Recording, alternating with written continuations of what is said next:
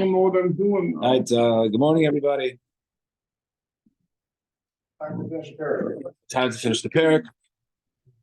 Yeah. Learning today should be a schus for those who need a refuah shlema. All right, we are at the top of Kuf Yud Aleph Amud Aleph. My voice is, I'm 1 day away, so it's already like turning. So, yeah, I'm not going to be so loud today. So, we said, so let's say, basically, going back to what we discussed in the Mishnah. Now, person steals, you have to go ahead and pay back. You got to pay back a chaymesh, which the Mishnah said is not ma'akev. And in addition to paying the money back, thank you, one also has to be a carbon. But the rule is you got to pay your money first, and then you bring your carbon. So the Mishnah got into cases where if he gave one shmira the money, and then the next shmira he gave the carbon, so everything is good. But if he gave it in the wrong order, the first one he gave the yasham, and the second one he gave the money, well, the yasham couldn't have been brought because the money wasn't paid yet. So that was what was discussed in the Mishnah. So Tanur Rabbanan, 3 lines at the top, and Kuf Yud Aleph Amud Aleph. Oh, so nothing, and now every time we're going to have this Yoriv, he is the first shmira, and the next week is going to be the other one of Yedaya. So, anyways, so Tanur Rabbanan, Tanur Rabbanan. Nasan Asham the Yoriv because of the Yada. So he goes out and he gives the Asham to the first group, and then he gives Kasef to the Yada. Yachzir Kasef Eitzel Asham. Says Rabbi Yehuda, give the money, have the piyah from people from Yedaya, and give the money over to Yariv, and let them go ahead and accept the money, and then bring it. Yachzir Asham Eitzel Kasef. No. Wherever the money is, the money can stay. Give the Asham, have the shmir, the mishmar with the animal. Give them the money. So the Gemara says, "Hey chidami, what is the scenario where we're talking about?" If it was, let's say, the week of Yahariv, and they gave him the Asham first, and the Kesef Yadaya b'mishmar of the Yada, and then the next week they gave the money to Yadaya. So each one is zeichet. There is, but obviously the person's not yotzei. But why should one have to give to the other? So Marava, the Yaif Asham Li'ariv, the Mishmas the Yariv. He gave the Asham to Yariv. The Kasef Li'adai, the Mishmas the Yariv, and then they gave the money, even though it was during the watch of Yariv. They gave the money to Yedayim. And on that, Rabbi Yehuda Savar, Kevan Dala Mishmas the Yedayim, since it wasn't your Mishmar yet, so therefore, who did the other consider? Therefore, we penalize them and say, you know what, you guys give the money to Yariv. Hilkach, therefore, Yachzer case of Eitzel Asham. That's why you give the money to where the Asham is. Rabbanan Sabri, Shaloi Kedinu David, B'nei Yariv. Why? The people of Yariv did not do good because he gave them the Asham, right? And the Kiblu Asham, Machmi Kasef. They accepted the carbon before they got the money. And we know that, like we said in the beginning, the rule is pay the money back first, and then you bring your carbon. And they didn't do it. They accepted the carbon first to go ahead and offer it without taking the money. Hilkach, therefore, the Didu Kansinalo, therefore, we penalize. The guy made a mistake by giving the Asham first, but they shouldn't have accepted it. They should have said, no, the money comes first. If you're not giving us the money, then you can't give us the carbon. Because you didn't. Right. If your paycheck is next week, then you can't give the animal just because you have the animal now doesn't do anything for you. But they didn't do that. So therefore, we penalize them and said, you know what? Give that the asham, the Yachzer Asham Eitzel Kasef. 1 second. Go give the asham to the people to the next mishmar with the money. Yeah. What did they do that you had to pay the money? Stole. Oh, I see. Right. And then he lied about it. It requires. Yeah. In this case, because they steal from right. But normally, if I just steal from a regular person, and then I denied it, and then through a shvua, and then I admit it. So I have to pay him back and bring a carbon, but I can't bring the carbon until once again. Exactly. In this case, they happen to be also the principal involved. Right. Is this just stealing or stealing from the base of paper? Just stealing.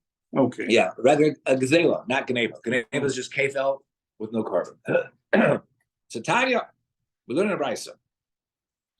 Oh my Rebbe. So now remember, earlier we said that.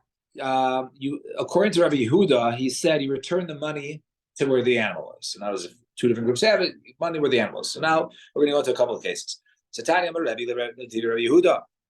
In Kidmu B'nei Yehuda, he gave us Asham. They went ahead and they offered the Asham. Excuse me. Good morning, Yigal. We're on Kufiyat Aleph. See, he just came out. It's right in the middle. I'm an Aleph. So if they went ahead, if they gave us Asham, they offered the Asham first. Yachzir v'yavi Asham acher. So you have to go back and bring another Asham. Acher v'kiven b'nei Yehuda v'zachu. He goes ahead and he gives it to the next mishmar where the money was paid, and they get the money, and they also go ahead and bring the Asham. And they get to go ahead and keep what's in their hands. In other words, they can keep the Asham. So I'm going to say, understand, if they offer their first Asham, why are you telling me they can go ahead and keep that Asham, that meat that they offered? He has to bring another Asham, right? So you say, Amri, Lamai Chazi, Asham puzzle, it was a puzzle. So Rava means no, even though it was offered and it was puzzle, we can't go ahead and eat the meat. Nevertheless, the hides are permitted for the first mishmar to go ahead and keep. And Tanya Amar Rebbe Ladivi Rabbi Yehuda, according to Rabbi Yehuda, in Kayim Asham. If the Asham, he gave one Asham to the first group, and the second group he gave the money. So if it's still alive, then Yachzer Asham Eitzel Kesef. Go ahead and give them the animal. So Gemara says, Rabbi Yehuda Yachzer Kesef Eitzel Asham. He says the opposite. He guess you give the money where the Asham is. Islay.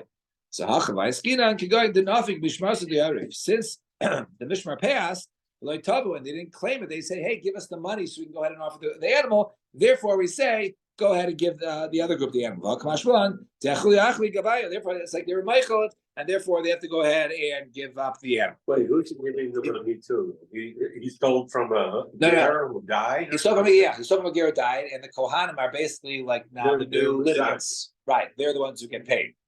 So the issue is, if you pay one mishmar and bring the carbon to the other mishmar, so if it's done out of order, then it's a problem because you need to do the Asham second. So the question is, if the Asham is still alive, then since they didn't tell the group who has next week, give us the money that you were paid for next week, they didn't do that, and they didn't offer the Asham yet. He said, you know what? You lost the rights to the Asham by not claiming the money. Give the Asham to the guys next week. They already received the money, and they can go ahead and offer the Asham. Satani Idach, we have another brisa and a similar topic. Rabbi Yehuda in Kayim Asham. If the Asham is still alive, then Yachzer Kesef Eitzel Asham. Go ahead and bring the Asham where the money is. The Gemara says Pshita. Yeah, that's literally beferish what Rabbi Yehuda said. So what's a chiddush? Kegoyin denafik mishmasam dahani. Time passed. Week 1 passed. No Asham was brought. Week 2 passed. No Asham was brought. And then no one made a claim to the other one. Hey, give us the animal so we can go ahead and offer it. Or hey, we have the animal, give us the money so we can offer it. So they won't just say they said to be Michael to one another. Kamash Malon, the Amrinan cave and the Loitibar Lahadju Beresha. They say no, since they they didn't make any claim during the second wash, so therefore it goes back to the original way, and therefore, and according to Rabbi, the original way is that if the Asham is alive, then the people with the Kesef give the Kesef to the people with the Asham. Fine. 2 dots. General, Yeah. The Kohanim for the second Shmira were just hanging down the day. I think that's too. Right. Or maybe the guy didn't go to Yerushalayim and oh, you're going next week. I'll just pay you now. Right. But yeah. But Enechanami, I mean, it wasn't necessary for them to be there. They just either chanced upon a member or whatever. Yeah. So. But he has to make sure that every member of the Mishmar gets at least approved. Right. This knows that the payment has to be enough. Right. So let's see now. 2 dots. Second medium line. Different numbers of Kohanim. Well, that's what we said last time. Right. Yeah. So Hashem Gazel actually, obviously, Hashem was right. If he brought the Gazel without bringing the money, so how do we know this first? So I'm a Rav. The pasuk says Demark Rav. Ha'asham hamushav la'Hashem lakoin. The asham that is returned to Hashem, the Kohen, milvad, right? Besides, right, the aisle which will be bringing a kapara. So that aisle over there, right? So the mashmalos of the pasuk is when it says the asham that's returned to him is referring to the principal, right? Which we saw yesterday. The principal is returned to him, and then you bring the aisle kipuri mashir chaper bo, and then you basically go ahead and you bring the asham, the carbon, to get atonement. Michlal, the Kesef Bereisha. So we can see from here that the money comes first. So according to what you're saying, you just read the order of the pasuk. But look at the pasuk. It says Milvad Olas Habaikir. It says over there by the Musafin. It says over there where you bring in Milvad Olas Habaikir Shir Olas Hatamid. Right. So he says if you bring the Musaf first, the Musaf comes first in the pasuk, and then he says to bring the Tamid. So what? A Musaf comes before a Tamid, right? What do we know is that true? The Musafim Bereisha, that the Musafim are first. But Tani, we're learning the Brisa. I mean, actually, the Tamid Shashachar, another Tamid Shashachar, Tamid. Therefore, it says Varach Ha'oila, and you place upon it the Oila. Rava, what's the Pshat Pasuk? Ha'oila. What does it mean? Ha'oila. The Rishayna means the first Oila. It's always the first thing in the morning. So I don't learn it from that part of the pasuk. I learn from the end of it, which says Asher Yishkaper, that he will get atonement for. So therefore it says you return it, and there's a korban that he will get atonement for. Sounds like that's in the future. So since you will get atonement for something you will bring, i.e. that's brought second, it must be that the money is returned first. So that's how you understand the pasuk from the darshan, the end of the words. But dying the keeper, and still, right, when you pay him, the person does not get kaparia because he's not brought the korban. And we say Naslan Karen he doesn't have to go ahead, and it's not ma'akim. So Tanrabanan. Now, very similar halacha when it comes to gzela, when a person denies a gzela and then admits to it, then now he has to bring Karen, Chemesh, and Asham. You know what else has the same halacha? By Me'ilah, right? The person violates Me'ilah, he gets forbidden hanah, so you have to go ahead and pay restitution, you have to pay back the principal, tack on a Chemesh, and also bring Asham Me'ilah. So same halachas. So now we're going to compare the two. How do we know that person goes ahead and brings his korban, but he doesn't go ahead and bring ashama, referring to the principal, the money, or ashama v'lo or he paid back the money, but he never bought a korban. Shelo yatsa tamaleimer ba'ayil ha'asham v'nislach lo. It says he pays back with ayil ha'asham. But nislach lo, menayishim hevi ashamo. If let's say he brings the asham, asham hevi meilaso, right? Shelo yatsa. That he brought the that if he went ahead, that if he brought the money, but he didn't go ahead and bring the korban, that he did not fill his obligation. Tamalei ba'ayil ha'asham. Says ayil ha'asham, ha'asham bekfar. In other words, that the payment has to be done first. You need to do the payment first. And just like we see that the payment and the korban brought are ma'akev. If you don't do it, then you don't get kapara. So too that the extra fifth ma'akev. Therefore it says ba'ayil ha'asham v'nislach lo. It says ayil ha'asham v'nislach lo. Ha'asham yakvin behekdesh ve'in chomesh ma'akev. So it's only the ayil and the asham, right? The payment, the principal, and the korban. Those are ma'akev. But to add on the extra fifth, if he doesn't do that, then he's still got his kapara. We learn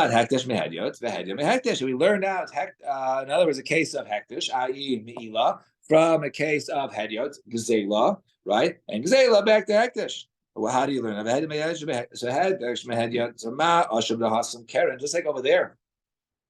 So we established earlier the word asham by gzela in the pasuk means the principle. So too when it says asham by me'ilah, it's referring to bringing the asham, meaning you pay the principal, the amount that you got me'ilah from, you got forbidden hanah from hektish. So af asham malacha, so to asham hacha, the keren refers to the principle.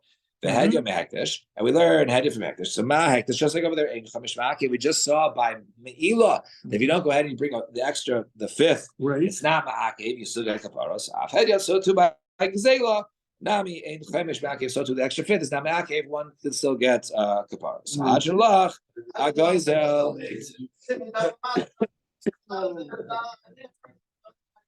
But he turns to gazela.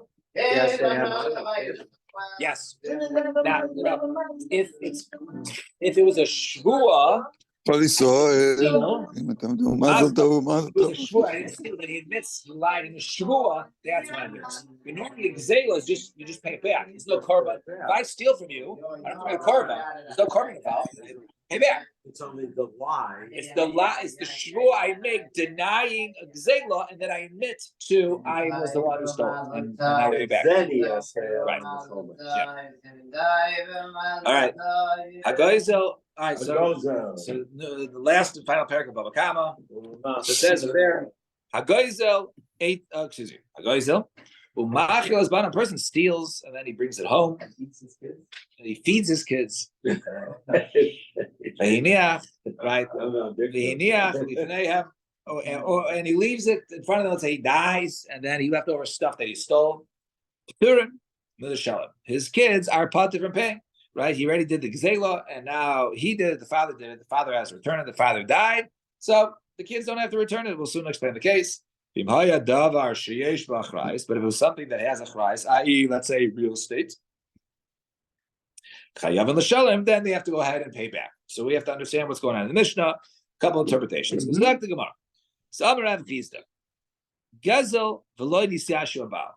When he says over here, right, if a person stole and the owners did not have Yeush, in other words, he stole something, right, very sacred and very unique, the owner did not give up hope of getting it back. So therefore, and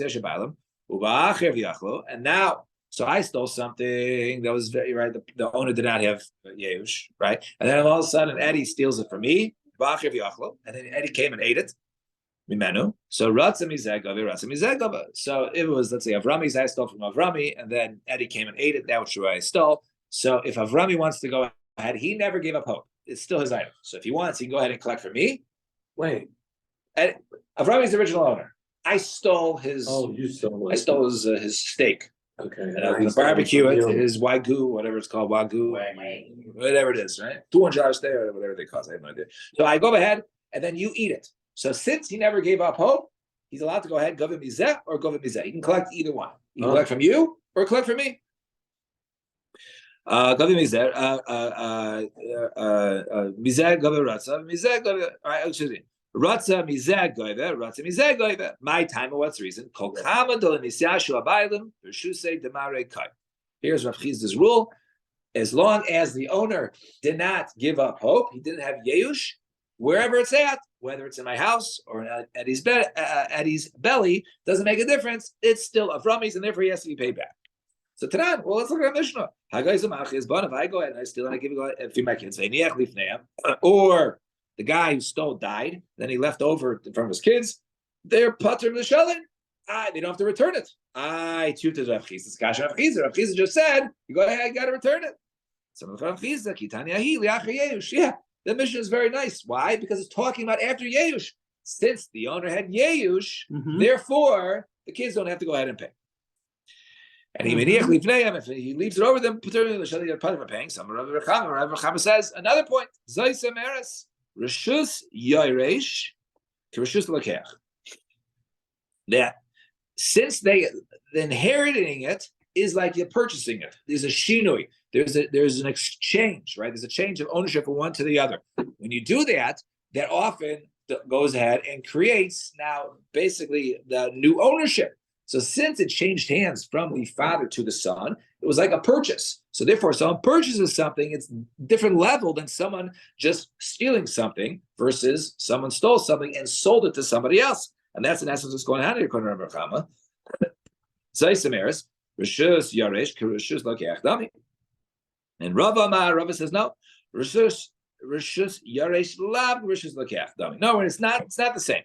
So if the father has a gzela, he has to return it. So too, if the father died and the kid has the gzela, if it's the same thing, then the kid should have to return it. They ate it. They consumed it. It's no longer intact. You don't have to return it. What do you mean? I'm not going to say it. If you take a look at the sefer says, if let's say it was real estate, then they have to go ahead and pay, right? Right? Now, the sefer only says if it's land, you have to pay back. But if it's something, but the land is intact. But if it's not land, something else movable, which is intact, you wouldn't have to go ahead and return it. It's only land you have to return. But not if I stole the bike and the bike is sitting right here. But wait, you just said, Rambam, that if the item is intact, if it's kayim, right, then you should have to return it because the inheritor is not like a buyer. So let's say let's say the father left them real estate. Then even if the item is not there, then since the father left over in his estate land, you go ahead and you pay the stolen object, even though it's not intact anymore. Even though it's not around, you pay it from the real estate that the father left you over. So since the father stole, and even if it was consumed, but then he died and he gave down to his Yarshim land, so that's what we're talking about. The Gzeila can be paid according to Rav. And So the kids have to pay from the estate. And that's what the line in the Mishnah says. It doesn't mean that the land was stolen, the land has to be returned. It means if the father left over land, then even if the Gzeila was consumed, that has to be paid back from the land.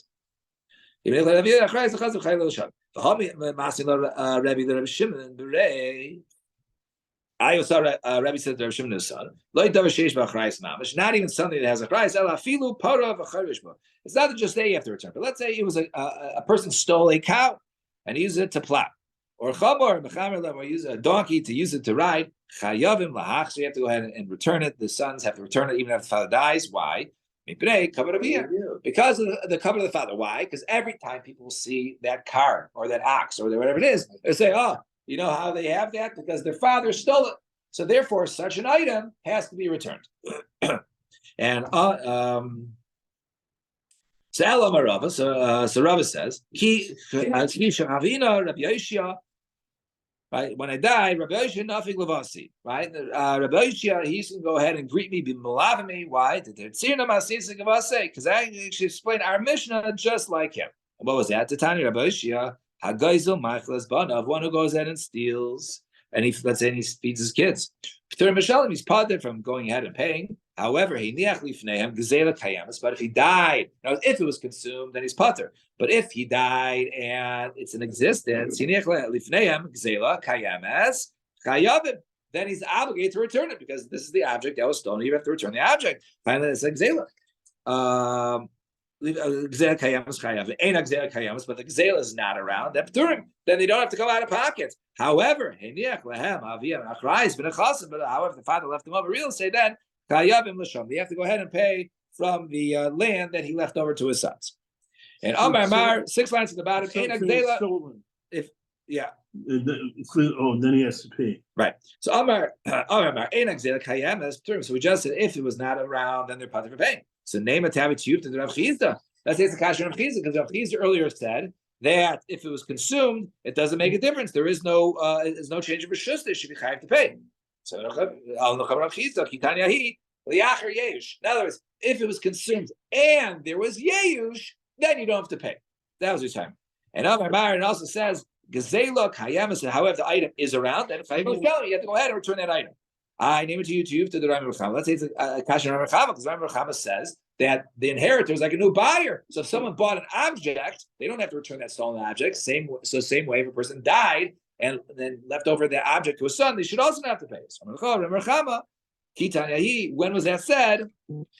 Lifnei Yeush. That was before Yeush. Now, if there was no Yeush, then it's returned. But if there's Yeush and it was sold, then nothing has to be returned. All right, we'll stop here. Tomorrow, B'ezras Hashem, we'll continue. Have a wonderful day.